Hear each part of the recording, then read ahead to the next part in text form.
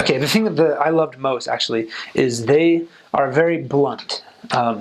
Things that you can say there, if you said here, you would not be happy. I mean, they just didn't. If they saw a big, like a larger person, they'd just be like, "Look at that fat guy," and it wasn't as a joke. It was just like, "Hey, he's fat," and they didn't see it as offensive, and I loved it because I'm not the most subtle person. If I'm thinking something, I'm going to say it, and it's gotten me in trouble before here. But there, I could do the same thing. I could say what I wanted to, and they're just like, "Yeah, you're right." It was great that I could just talk so freely over there, and they did not mind. And then they would get like slightly offended by the littlest thing. They super shocked by it.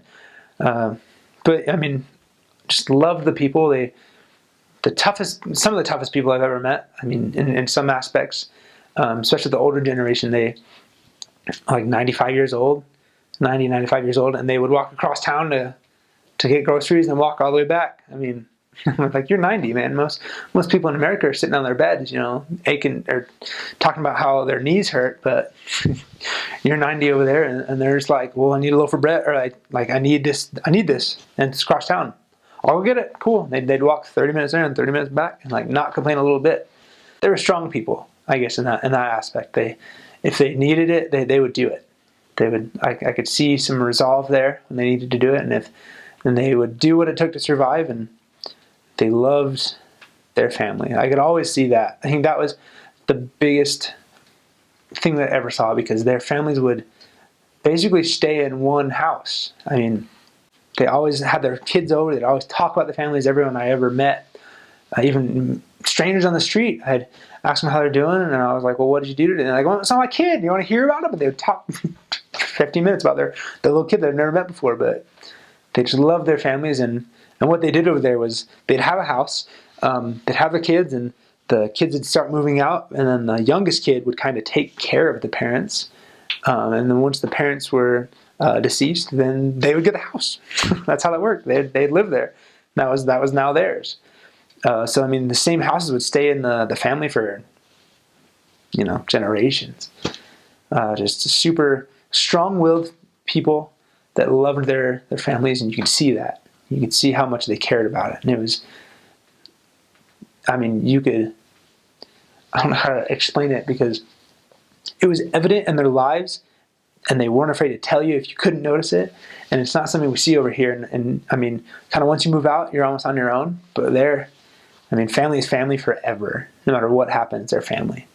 They don't like wearing shoes, so they don't actually have carpet over there.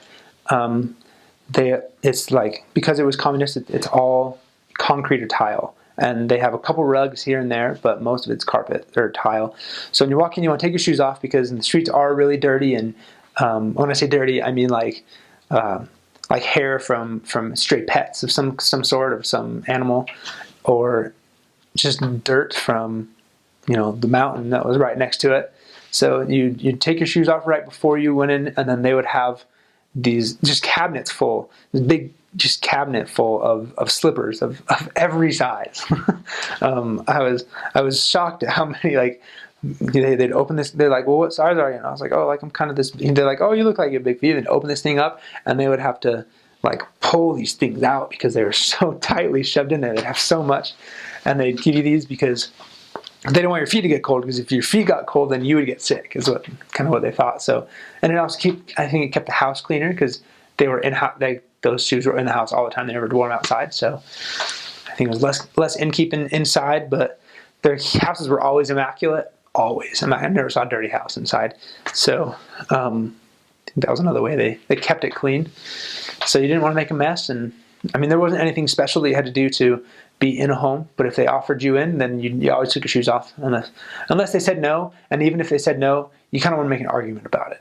Like, if they say no, you're not just like, okay, that's cool. Like, you want to be like, you sure? Because I can take them off. And a lot of times I would just like, they'd say no, and I'd be like, well, I'd like pop my shoe off. I'm like, well, it's already off. Like, I don't know, sorry. Just because I felt bad, I didn't want to make their house dirty. And then they'd be like, you shouldn't take them off. And I was like, well, I already did. And they're like, all right.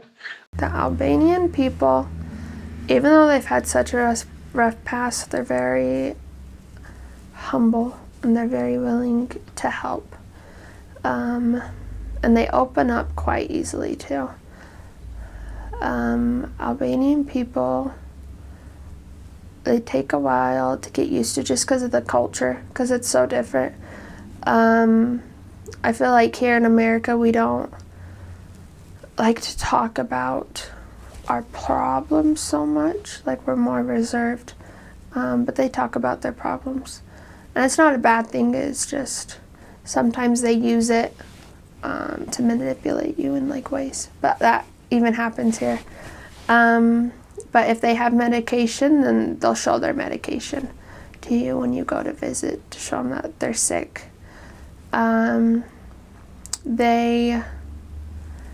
They're also very blunt people, super blunt.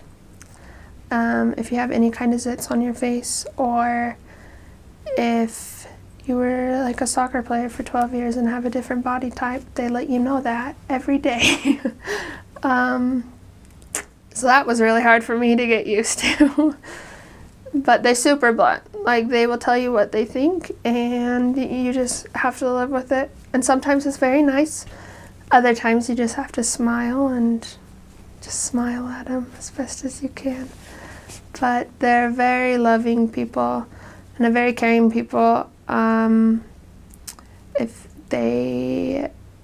the rainstorms, there's no one on the street during rainstorms, because they're very superstitious. And they're very cautious, which is a good thing, because they're used to communist times. They're still recovering from that. And during that time, if you were sick, there was no way of really getting better. And so they don't go out in the rain much because they don't want to get sick. And during the winter, you always have to wear socks or slippers on your feet when you go into their houses. And they'll usually give it to you. So that way you don't catch a cold through the tiled floor, because they don't have hardwood floors over there. It's all tiled. And during the summer, they have air conditioners. Not a lot, but if you are in a room with an air conditioner and you sneeze or have a cough, then they turn off the air conditioner because they think you're getting sick from it. And so they're very cautious in that aspect. But there are a couple times when we were out tracting in the rain and we were getting soaked, and people would invite us in their house, and they would give us food, and they would give us towels or blankets so that we could get warm. So they're very loving, and even though they're quite poor over there, and it varies for each place too, they will always give you something. They never stop serving you because of their circumstances. If anything, they serve more because of their circumstances. So that was very humbling.